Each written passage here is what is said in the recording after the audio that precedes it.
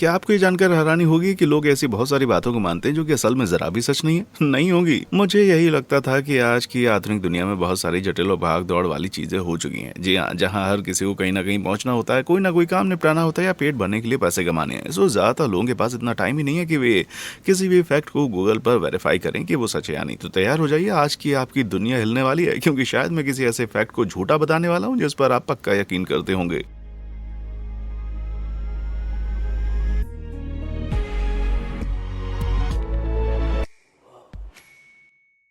Ninja nonsense. आज Ninja को हर कोई पसंद करता है। मध्ययुगीन जापान में पूरी तरह से काले लिबास में लिपटे हुए ये माहिर योद्धा अपने शिकार पर घात लगाकर हमला करने के बाद रात के अंधेरे में गुम हो जाते थे। लेकिन अगर आप जरा भी दिमाग लगाएं तो पाएंगे कि असल में निंजा का लुक ही ऐसा नहीं हो सकता। जाहिर है, आप लोगों की नजर से छुपकर नहीं रह सकते अगर आप कोई ऐसा यूनिफॉर्म पहनते हैं जिससे पूरी दुनिया वाकिफ है। माइक, इस नए बंदे के बारे में तुम्हारा क्या ख्याल है? हाँ? पता नहीं क्यों पर मुझे थोड़ा सा संदिग्ध लगता है। समझ गए ना मैं क्या कहना चाह रहा हूँ? असल जिंदगी में निंजा ऐसे कपड़े पहना करते थे कि वो आम लोगों में आसानी से घुल मिल जाएं और किसी कूल से यूनिफॉर्म में लिपटे रहने के बजाय ज्यादा उम्मीद है कि वो आपको किसी किसान के रूप में देखने को मिलेंगे। उनका काम ऐसा था कि उन्हें अपना चेहरा छिपाना पड़ता था, इसलिए उस जमाने के निंजा सिर पर बड़ी बड़ी टोपियां पहनने वाले धान के किसान या कोमुसो भिक्षुओं का भेष धारण करके घूमते रहते थे। वैसे सिर पर ये हेलमेट पहनकर किसी दीवार पर चढ़ना तो बड़ा कठिन होता होगा ना, पर निंजा का ये दुनिया भर में मशहूर लोग आखिर शुरू कहाँ से हुआ? इसकी कहानी बड़ी दिलचस्प है। जापान के पारंपरिक काबुकी थिएटर में कुछ ऐसे लड़के काम पर रखे जाते थे जिन्हें नाटक का सीन चेंज होने पर स्टेज के बैकग्राउंड में रखे सीन वगैरह चुपचाप और झटपट चेंज करने होते थे। इन लड़कों को बेहद फुर्ती से काम करना होता था ताकि वे दर्शकों का ध्यान नाटक से ना भटका पाए।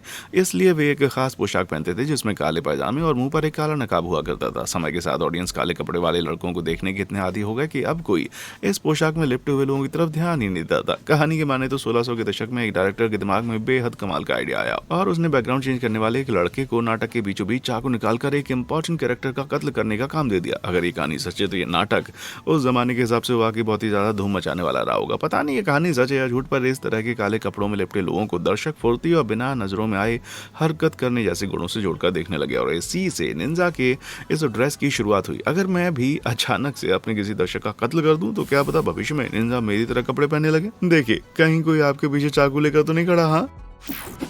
फटते हुए कबूतर। इमेजिन कीजिए कि अभी आपकी शादी हुई है और ये आपकी जिंदगी का सबसे खुशहाल दिन है, पर तभी शादी का केक काटते वक्त अचानक से एक कबूतर उसके ऊपर आ जाता है और आपकी पूरी शेरवानी, कोट या पठानी, अरे आपकी शादी जो मर्जी पहनिए, पर बताने का मतलब यह है कि कबूतर फट गया और पूरा का पूरा केक और कपड़ा गंदा हो गया। कहानी के माने तो ये भूखे कबूतर शादियों में दूल्हा दुल्हन पर फेंका जाने वाला चावल खूब जमकर खा लेते हैं और जब वे पानी पीते हैं तो चावल उनके पेट में फूलने लगता है और तब जाकर फूलता है। बेचारा कबूतर दूल्हे के बेस्ट फ्रेंड की स्पीच के बीचों बीच फट नहीं जाता। लेकिन बताने की जरूरत नहीं है कि ये कहानी पूरी तरह से झूठ है। चावल खाने से कोई भी पक्षी फटता नहीं है। फटना तो छोड़िए, उनकी तबीयत भी खराब नहीं होती। कबूतर और दूसरे पक्षियों के पेट में मौजूद एसिड इतनी तेजी से काम करते हैं कि चावल द्वारा पानी एब्जॉर्ब किए जाने से पहले उसको गला डालते हैं। माना कि चावल कबूतर के पेट में थोड़ा बहुत पानी सोख भी लेता है तो चावल चिड़ियों के दाने से तो बहुत ही कम फूलता है और हमने बर्ड फीडर से पेट भरकर खाना खाने के बाद किसी चिड़िया को तो फटते नहीं देखा है ना। मैंने तो नहीं देखा। कुछ लोग कहते हैं कि इस अफवाह को शादियों में जाने वाले पादरियों ने शुरू किया क्योंकि चावल को मेहमानों की भीड़ के पैरों तले रोना जाना उनको अच्छा नहीं लगता था। लेकिन समस्या यह है कि लॉजिकल सी लगने वाली थ्योरी भी झूठ है। असल में सबके लिए कनेक्टिकट राज्य की भूतपूर्व संसद में एक शिमडल जिम्मेदार है जिन्होंने शादियों में चावल फेंकने वालों पर $50 का जुर्माना लगाने के लिए सदन में एक विधेयक पेश किया था। उनका ये बिल तो पास नहीं हो पाया, लेकिन ये अफवाह जरूर दूर दूर तक फैल गई। तो अगली बार जब आप किसी शादी में जाना तो बिल्कुल ना घबराएं और चावल को सीधा दूल्हे दुल्हन की आंखों में फेंक फेंक कर मारे। विस्फोट को हल्के बना लें। स्क्रीन पर कोई धमाका देखने में बड़ा जबरदस्त लगता है और बिना धमाके की तरफ पलटकर देखे हुए सीधा आगे बढ़ता चला जाता हुआ हीरो तो दिखने में और भौकाली लगता है। ये तकनीक फिल्मों द्वारा ऑडियंस को अक्सर ये बताने के लिए इस्तेमाल की जाती है कि पिक्चर का हीरो कितना दबंग है कि पीछे उठती आग की लपटों और विस्फोट की तरफ पलटकर देखता भी नहीं है। लेकिन अफसोस कि अगर वोल्वरी की असल जिंदगी में किसी धमाके की तरफ पीट करके इतनी स्लो मोशन में आगे बढ़ते होते ना तो उनके पैर जिंदगी में दोबारा कभी इस्तेमाल करने लायक न बचते, क्योंकि किसी विस्फोट में सिर्फ आग की लपटें नहीं उठती बल्कि जबरदस्त प्रेशर भी उत्पन्न होता है। इस प्रेशर को शॉक वेव कहते हैं जो किसी तेज धमाके के बाद उत्पन्न होता है और यही वो ताकत है जो विस्फोट के बाद चीजों को क्षतिग्रस्त कर देती है। यानी अगर आप किसी धमाके में जलने से बच जाते हैं तो भी अंदरूनी चोटें लगने के कारण आपकी मौत हो सकती है। किसी विस्फोट में उत्पन्न होने वाली शॉक वेव में इतनी ज्यादा ताकत हो सकती है कि उसके प्रभाव में आने पर आपके अंदरूनी अंग बुरी तरह क्षतिग्रस्त हो सकते हैं जिसे आपका शरीर जरा भी नहीं झेल पाएगा। किसी धमाके के बाद ओवर प्रेशर पैदा होता है जब उससे उत्पन्न होने वाली शॉक वेव में एटमॉस्फेरिक प्रेशर ज्यादा होता है। अगर ये प्रेशर महज 3 पाउंड प्रति स्क्वायर इंच तक भी पहुंच जाए तो ये किसी बिल्डिंग को तहस नहस करने के लिए काफी होता है और ये 100 मील प्रति घंटे की हवाएं भी पैदा कर सकता है। अगर आप इसकी जद में आ जाए ना तो आपकी हड्डियां चकनाचूर हो सकती हैं, खून की नसें बढ़ सकती हैं और साथ ही फेफड़े भी क्षतिग्रस्त हो सकते हैं। इसलिए डॉक्टर सलाह देते हैं कि अगर आप किसी धमाके के आसपास से गुजरे हैं तो बाहरी चोटें भले ही आपको न लगें, आपको एक बार अच्छे से फुल बॉडी चेकअप जरूर करा लेना चाहिए। अगर इस सीन की तरह कोई विस्फोट आपको भी उठाकर पीछे की तरफ फेंकता है ना तो जान लीजिए कि आपके शरीर का अंदरूनी हिस्सा पूरी तरह चटनी बन चुका होगा मेरे भाई। स्माइलिंग बुद्धा। अगर आप किसी पश्चिमी देश में रहते हैं तो बुद्धा का नाम सुनकर आपके दिमाग में सोने का बना हुआ या मुस्कुराता हुआ मोटा आदमी आता होगा। सोने का बना हुआ कोई मोटा आदमी होना कोई बुरी बात तो नहीं है, पर हकीकत में बुद्धा ऐसे नहीं दिखते थे। लेकिन ये कॉमन नॉलेज ना जानने के लिए अपना दिल छोटा ना करें, क्योंकि अगर आप गूगल पे भी स्माइलिंग बुद्धा या लाफिंग बुद्धा सर्च करेंगे तो आपको ज्यादातर यही तस्वीर देखने को मिलेगी। तो आखिरी बंदा है कौन? वेल, बुद्धिज्म एक बहुत ही पुराना और जटिल धर्म है। तो सिंपल भाषा में कहा जाए तो इसका नाम बुदाई है, जो एक हिसाब से देखा जाए तो भविष्य की दुनिया से है। बुदाई 10वीं शताब्दी में चीन में रहने वाले एक बौद्ध भिक्षु हुआ करते थे, जो जगह जगह घूमकर बच्चों और लोगों को खाने की चीजें और उपहार में दिया करते थे, ठीक सेंटा की तरह। बस फर्क इतना है कि वो सेंटा से करीब 1000 साल पहले से ही ये काम कर रहे थे। अपनी अंतिम घड़ी में बुदाई ने अपने भक्तों को बताया कि असल में वो मैत्रेय का अवतार है। मैत्रेय भविष्य के बुद्धा हैं, जो हमारी दुनिया में नहीं बल्कि आने वाली दुनिया में प्रकट होंगे। बौद्ध धर्म में माना जाता है कि हमारी दुनिया एक दिन नष्ट हो जाएगी, जिसके बाद एक नई सृष्टि की रचना होगी। उस नई सृष्टि में मैत्रेय बुद्ध बनकर प्रकट होंगे और उस दुनिया के लोगों को निर्वाण की बातें सिखाएंगे। आप कह सकते हैं कि बुदाई भविष्य की दुनिया के एक सिद्ध पुरुष थे, जो हमारी दुनिया में कुछ समय के लिए बस ये देखने के लिए आ गए थे कि यहाँ आखिर चल क्या रहा है। बताते हैं पारंपरिक मान्यता के हिसाब से बुद्ध बौद्ध धर्म के भगवान नहीं है, बल्कि वो सिद्धार्थ गौतम नाम के एक इंसान थे, जिन्हें अपनी तपस्या के चलते सत्य का ज्ञान प्राप्त हुआ, जिसे उन्होंने अपने उपदेशों के जरिए दुनिया में बांटना शुरू किया। ठीक जैसे ईसाई धर्म में यीशु को भगवान नहीं माना जाता, उसी तरह बौद्ध धर्म में बुद्ध को भी भगवान नहीं माना जाता। आज लग रहा है मानो मेरी आंखें खुल गई। पिछली बार तब ऐसा लग रहा था जब मुझे पता चला था कि रॉबिन बैटमैन का बेटा नहीं है। गिरगिट का रंग बदलना। अगर मैं आपसे कहूँ कि गिरगिट के बारे में कोई एक फैक्ट बताएं तो सबसे पहले आप कहेंगे कि वो अपने आसपास के माहौल में घुलने के लिए जब चाहे रंग बदल सकते हैं। उसके तुरंत बाद मैं आपका मजाक उड़ाते हुए बताता कि आप मेरे जाल में कितनी बुरी तरह फंस चुके हैं, बिल्कुल एनिम स्टाइल में। क्योंकि गिरगिट रंग तो बदलते हैं, पर वो ऐसा अपने माहौल में घुलने में लेकिन नहीं करते। हकीकत तो यह है कि गिरगिट अपने शरीर का तापमान नियंत्रित करने के लिए जरूरत के हिसाब से रंग बदलते हैं। ज्यादातर छिपकलियों की तरह गिरगिट का खून ठंडा होता है, यानी उनका खून शरीर के अंदर गर्म नहीं हो पाता जैसा कि हमारा हो जाता है। सो अपना खून गर्म रखने के लिए गिरगिट वातावरण की गर्मी पर करता है और जरूरत के हिसाब से शरीर का रंग बदलकर निर्धारित करता है कि उसका शरीर कितनी गर्मी एब्जॉर्ब कर रहा है। ऐसा इसलिए क्योंकि गाढ़े रंग ज्यादा जल्दी गर्म हो जाते हैं और हल्के रंग गर्मी को रिफ्लेक्ट करते हैं। इसे ऐसे समझिए कि तेज धूप वाली किसी दोपहर में अगर आप किसी सफेद रंग की कार के मुकाबले अपना हाथ किसी काले रंग की कार के बोनट पर रखते हैं तो आपका हाथ जल्दी गर्म हो जाएगा। वहीं कुछ स्टडीज दावा करती हैं कि गिरगिट अपने शरीर का रंग बदलते हैं ताकि वे एक दूसरे से संपर्क और संवाद कर सकें, और ये उनके मूड पर भी निर्भर करता है। जवाब जो भी हो, गिरगिट अपने आसपास के माहौल में घुलने के लिए रंग नहीं बदलते। माना कि तापमान भी उनके पर्यावरण का एक हिस्सा होता है, लेकिन वे ऐसा उसमें घुलने मिलने के लिए नहीं करते। देखा कितना स्मार्ट हूं मैं। ये गलत फैक्ट जिस पर ज्यादा लोग यकीन करते हैं, मैंने उसकी धज्जियां उड़ा दी भाई। फ्रैंकेस्टीन। क्या आप जानते हैं फ्रैंकेस्टीन किसी राक्षस का नहीं बल्कि उस राक्षस को पैदा करने वाले वैज्ञानिक का नाम है? पता था? Very good. कोई इन्हें जनरल नॉलेज में माहिर होने के नाम भी दे दो मेरे भाई। मैरी शैली की मशहूर साइंस फिक्शन नॉवेल सन 1818 में रिलीज होने के बाद से अब तक दर्जनों फिल्मों, नाटक और यहाँ तक की वीडियो गेम वगैरह में भी ढाली जा चुकी है। शैली की नॉवेल के ये सभी रूप अपने आप में कमाल के हैं, पर उन सभी ने उस राक्षस को दिखाने में कुछ ना कुछ गलती जरूर कर दी थी। किसी ने भी फ्रैंकेस्टीन को इमेजिन करने के लिए कहिए तो उनके दिमाग में सबसे पहले गर्दन पर सिलाई के निशान वाले 8 फुट ऊंचे लड़खड़ाते हुए ज़ॉम्बी जैसे किसी शख्स की इमेज आएगी। लेकिन मैरी की किताब वाला तो वो मॉन्स्टर दिखने में इससे काफी अलग था। वो दिखने में ठीक ठाक था, गहरी और समझदार बातें करने वाला था और कहानी का अच्छा खासा हिस्सा उनके नजरिए से बताया गया है। इधर उधर घूमते हुए चीजों को तोड़ने फोड़ने के बजाय किताब का राक्षस कहानी के ज्यादातर हिस्से में अकेलापन महसूस करता है और अपने रचयिता उसके लिए एक साथी बनाने की रिक्वेस्ट करता है। किताब में राक्षस का उलिया बताते हुए कहा गया कि वो लंबे कद, अच्छे डॉल, रेशम से बाल और सफेद दांतों वाला एक हैंडसम आदमी था। किताब में यह भी बताया गया है कि उसके काले पतले होंठ और पीली सी दिखने वाली चमड़ी हुआ करती थी। फिर भी वो किसी वैम्पायर जैसा ही दिखता रहा होगा, उससे ज्यादा डरावना तो नहीं। तो फिर मौजूदा फिल्मों और कहानियों में दिखाया जाने वाला वो डरावना राक्षस कहां से आ गया? 1931 में उस कहानी पर आधारित एक फिल्म रिलीज हुई, जिसके बाद से लगभग हर जगह फ्रैंकेस्टीन को उसी रूप में दिखाया जाने लगा। लेकिन वो फिल्म मैरी की किताब पर नहीं बल्कि मैरी की किताब पर आधारित पेगी वेविंग के 1927 वाले नाटक पर आधारित थी। पेगी को शायद गॉथिक लुक वाले लोग जरा भी पसंद नहीं थे, इसलिए उन्होंने अपनी फिल्म में इस कैरेक्टर को बिल्कुल किसी असली राक्षस की तरह दिखाया। शायद अब वक्त आ गया कि फ्रैंकेस्टीन को भी ट्विलाइट के कैरेक्टर जैसा हैंडसम दिखाया जाए। मेरे हिसाब से डार्क फ्रैंक उस पिक्चर के लिए बिल्कुल सही नाम होगा, है ना? रंगीन इतिहास। प्राचीन रोम में बनाई जाने वाली मूर्तियां हमें सदियों से बीते हुए अतीत के बारे में जानकारी देती चली आ रही हैं। एक ऐसा प्राचीन काल जब महान कारीगर संगमरमर की चट्टानों को कमाल की नाजुक कलाकृतियों में तब्दील करते थे, जिससे शहर के बड़े बड़े लोग सराहा करते थे। पर आपको बता दें, हकीकत इससे कहीं ज्यादा जुदा थी। आप यकीन करें ना करें, लेकिन इन प्राचीन मूर्तियों पर आधुनिक टेस्ट किए जाने पर मूर्तियों पर सूखे हुए पेंट के कुछ अवशेष प्राप्त हुए। मतलब इस बात की अच्छी खासी उम्मीद है कि एक बार जब मूर्तिकार अपना काम पूरा कर लेता था तो उस मूर्ति को रंगों में सजाए जाने के लिए पेंटर के हवाले कर देता था। यूनिवर्सिटी ऑफ आयोवा की सेरा बॉन्ड बताती हैं कि उस जमाने में मूर्तियों को कोई फिनिश्ड प्रोडक्ट नहीं बल्कि एक कैनवास समझा जाता था। तो फिर फिनिश्ड प्रोडक्ट देखने में कैसा लगता था? मूर्तियों पर मिले अवशेषों से पता चलता है कि मूर्ति पर गाढ़े चटक रंगों से पेंट किया जाता था। यानी उस जमाने में ये मूर्तियां जोकरों जैसी दिखती रही होंगी। इसके दो नतीजे निकल सकते हैं, या तो उस जमाने के रोमन लोगों की कला से जुड़ी बहुत ज्यादा पसंद घटिया थी, या फिर दूसरा, मूर्तियों को सजावट का मामूली सामान समझा जाता था, ना कि कलाकारी का बेहतरीन प्रदर्शन। वहीं इस खोज ने इंटरनेट की जनता में बहुत से लोगों का दिल तोड़ दिया और उन ऑनलाइन कट्टापंथियों में से कुछ ने तो आयोवा यूनिवर्सिटी के प्रोफेसर सेरा बॉन्ड को ऐसी चीजें लिखने के लिए जान से मारने की धमकी तक दे डाली थी। भाई, आज भी एक ऐसा तबका मौजूद है जो प्राचीन रोम और यूनान आदि सभ्यता को मानव इतिहास की सबसे उन्नत सभ्यता मानता है। और जब कोई रिसर्चर या प्रोफेसर किसी सबूत के बल पर इससे अलग दावा करता है तो ऐसे सिरफरों का दिमाग खराब हो जाता है। सबूत तो यही साबित करते हैं कि रोम वालों को जोकरों जैसी रंगीन मूर्तियां पसंद थी। मैं माफी चाहूंगा दोस्तों, पर जरूरी नहीं कि इतिहास वैसा ही हो जैसा हमने अपने दिमाग में बसा रखा है।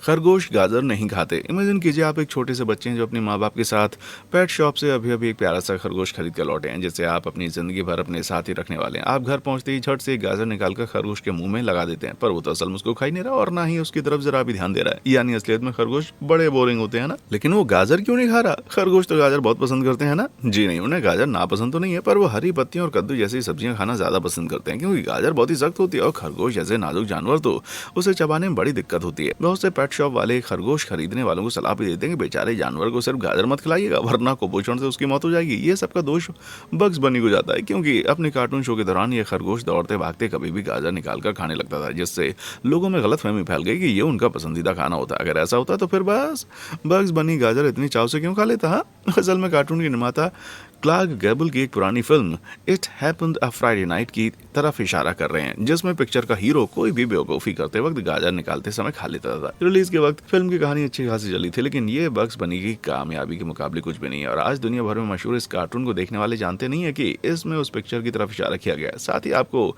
एक बोनस फैक्ट भी बता देता हूँ कि निमरॉड का मतलब बेवकूफ वगैरह नहीं होता। असल में निमरॉड बाइबल में एक बहुत ही कुशल शिकारी होता था और बग्स बनी ने एल्मर फर्ड को व्यंग्यात्मक रूप से निमरॉड कहा था, क्योंकि वो शिकार करने में जरा भी माहिर नहीं था। क्या बात है, बग्स बनी ने तो समाज पर हमारी उम्मीद से कहीं ज्यादा गहरी छाप छोड़ दी है मेरे भाई।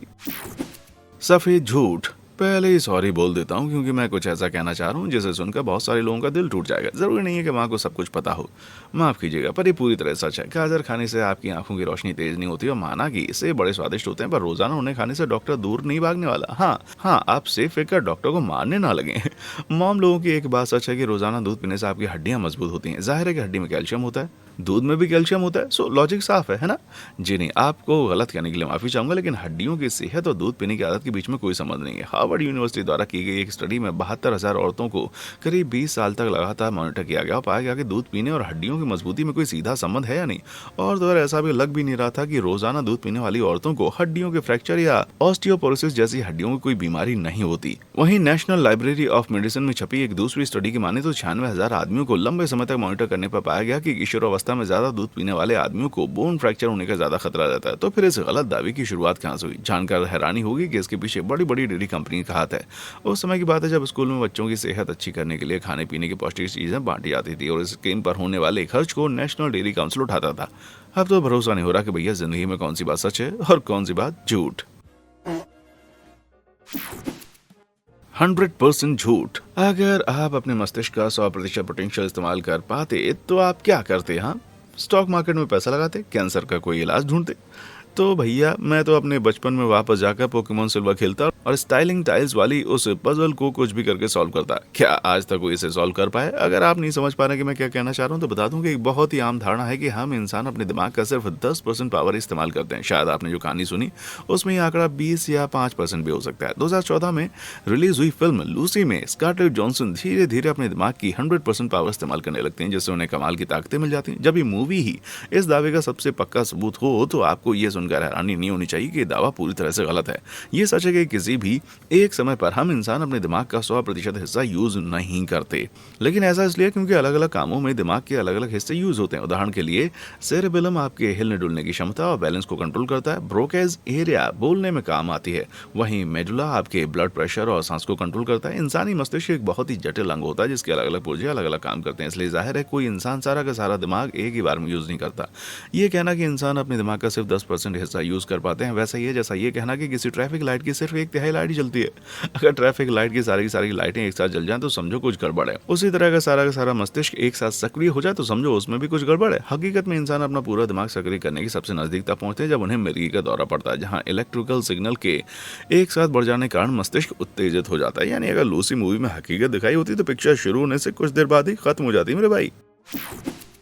अंतरिक्ष से दिखने वाली चीज। अगर मुझे कभी अंतरिक्ष में जाने का मौका मिला तो मैं अपना सारा का सारा वक्त ऊपर से धरती को निहारने बिता दूंगा, क्योंकि ऐसा करने से मुझे ग्रेट वॉल ऑफ चाइना जैसी कमाल की चीजें देखने को मिलेंगी जो इंसानों द्वारा बनाई गई अंतरिक्ष से नजर आने वाली इकलौती चीज है ना। ये तो सब जानते हैं कि इस विशालकाय दीवार को आज से 2600 साल पहले चाइना को मंगोल आक्रमण से बचाने के लिए बनाया गया था और इसके सभी हिस्सों की लंबाई कुल मिलाकर 13,170 मील से ज्यादा है। जाहिर है अगर इंसानों द्वारा बनाई गई कोई चीज अंतरिक्ष से देखी जा सकती है तो वो ये दीवार है। सही कहा ना? पर हकीकत में ऐसा नहीं है। पहली दिक्कत तो यह है कि आप अंतरिक्ष की शुरुआत कहां से मानते हैं। ज्यादातर वैज्ञानिकों के हिसाब से अंतरिक्ष करमान लाइन से शुरू होता है, जो एक ऐसा बिंदु है जहां कोई भी सैटेलाइट आसानी से धरती की परिक्रमा लगाने लगती है। ये लाइन समुद्र स्तर से करीब 100 किलोमीटर ऊपर स्थित है। अगर आप इंटरनेशनल स्पेस स्टेशन से कारमान लाइन जैसा व्यू प्राप्त करने के लिए 180 mm के लेंस से ली गई इस तस्वीर को देख पाएंगे तो the great wall of China कहीं भी नजर नहीं आ रही। इतना ही नहीं, ज्यादातर स्पेस स्टेशन कारमान लाइन से कहीं ज्यादा ऊपर धरती की परिक्रमा करते हैं, इसलिए कोई चांस ही नहीं है कि इतनी ऊंचाई से धरती की तरफ देखने पर किसी एस्ट्रोनॉट को हम इंसानों द्वारा बनाई गई कोई चीज साफ नजर आए।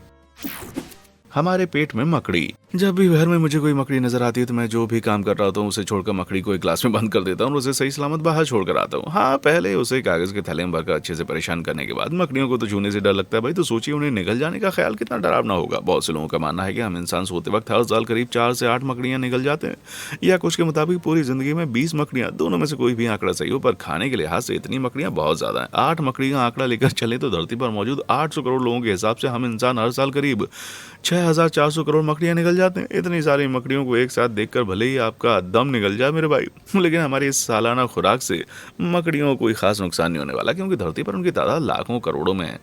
लेकिन आपको डरने की कोई जरूरत नहीं है, क्योंकि इस तरह के दावे पूरी तरह से गलत हैं। पहली बात तो अगर ये दावा सच होता दुनिया भर में मकड़ियों की आबादी लगभग बराबर से फैली होती, पर ऐसा नहीं है, क्योंकि उदाहरण के लिए आइसलैंड में मकड़ियों की सिर्फ 90 प्रजातियां पाई जाती हैं, वहीं ऑस्ट्रेलिया में आंकड़ा 10,000 के पार पहुंच जाता है। दूसरी बात की मकड़ियां दो तरह से शिकार करती हैं, अपना जाल बुनकर या सीधे शिकार पर हमला करके। इंसान का मुंह इतना छोटा होता है कि कोई भी मकड़ी उसमें अपना जाल नहीं बना पाएगी, और अगर आपके मुंह में मक्खियां ना बैठी हो तो कोई मकड़ी वहां शिकार के लिए कभी नहीं जाएगी। ज्यादातर मकड़ियों के पैर बेहद सूक्ष्म बालों से ढके होते हैं जो हल्की से की हरकत भी भांप लेते हैं। सो किसी सांस लेते हुए इंसान का हिलता हुआ मुंह मकड़ियों को पसंद नहीं आएगा। इन सब कारणों को मिलाकर देखा जाए तो किसी मकड़ी के पास आपके मुंह में जाने का कोई मकसद नहीं होता, भले बिली एलिश अपने कुछ भी दावा करते रहे। यह दावा सबसे पहले सन 1954 में एक कहानी की किताब में किया गया था, लेकिन दुनिया भर में तब फैला जब सन 1993 में लीजा होस्ट नाम की एक पत्रकार ने इसके बारे में सुना। वो इस कहानी के जरिए साबित करना चाहती थी कि आधुनिक जमाने में अफवाहें ईमेल के जरिए कितनी आसानी से फैल सकती हैं, और उनका दावा एकदम सही साबित हुआ। विडंबना देखिए, अफवाहों से जुड़ी एक थ्योरी खुद अफवाह बन गई मेरे भाई।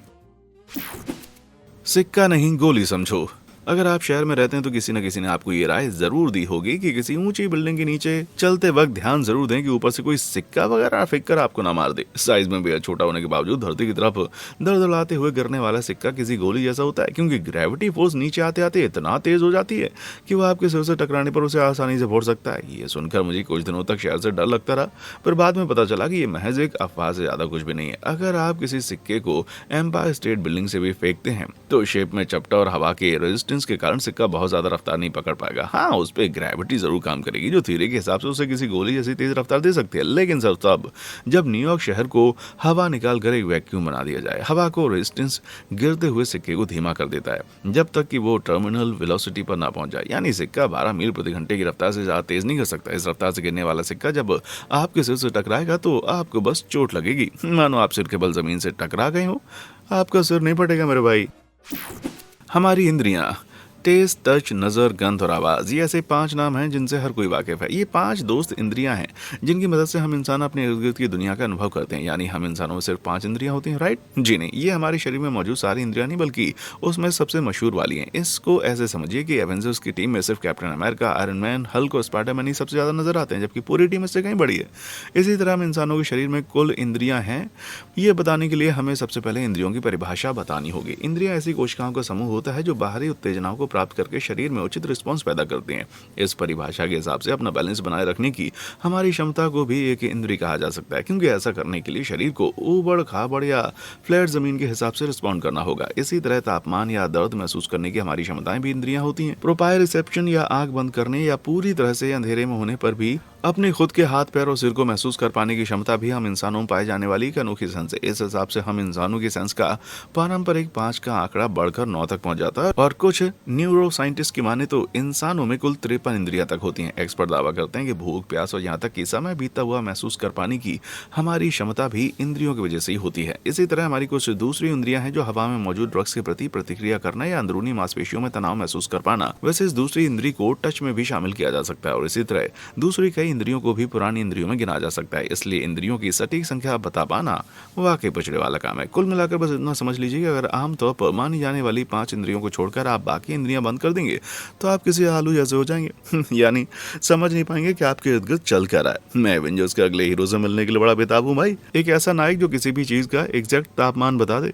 इनमें से बहुत सारी बातों को तो मैं पहले भी मानता था जो अब झूठी साबित हो चुकी हैं। उम्मीद है कि अगली बार अपने दोस्तों और घर वालों को इन मामलों में गलत साबित करने के लिए आप बड़े उतावले हो रहे होंगे। इनमें से कौन सा फैक्ट आपको सबसे ज्यादा पसंद आया? क्या ऐसा कोई भी गलत फैक्ट है जिसे इस वीडियो में शामिल किया जाना चाहिए था? नीचे कमेंट बॉक्स में आकर हमें जरूर बताएं। देखने के लिए शुक्रिया।